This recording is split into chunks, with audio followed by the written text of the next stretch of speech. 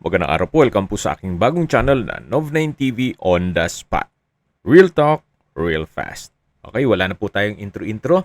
Nandito po tayo ngayon sa Amadeo, Cavite kung saan meron po tayong bagong video presentation. Isang residential farm property na meron pong malaking structure, gaya nitong covered court. May total lot area po ito na 1,929 square meters at ito po'y titulado. May access na rin po dito ng tubig, kuryente at internet provider. Ito po'y along Barangay Road kaya accessible din po ito ng public transportation. Dito po sa likod ng covered court ay malaki pa po ang bakanting lote na kung saan marami pa po kayong pwedeng i-project dito.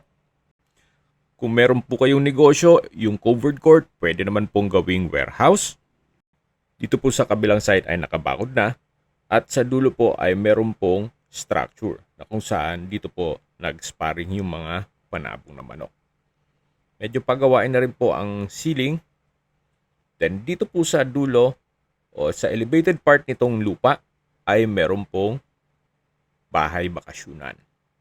Sa ngayon po, ito po'y kailangang ipa-repair. Gaya po nitong ceiling at bubong. Pero yung structure, itong concrete structure ay maayos pa naman. Naka-glass walls and windows po siya. Then, mula po dito, matatanaw nyo naman ang buong property. Kung meron po kayong mga structures na nakikita na kailangan pa-repair, yan po'y for free na po yan. So, hindi na po binilang yan o kinumpute ni owner kung magkano man ang mga nagastos nila dito sa mga structure na to sa pagbebenta ng property o itong buong 1,929 square meters.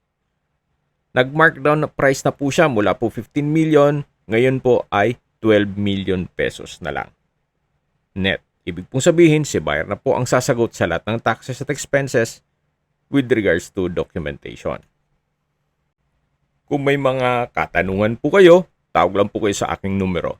At sa full video naman, mapapanood nyo sa aking main YouTube channel na Nov9 TV Official, the Nov9 TV channel, at Nov9 TV Listings.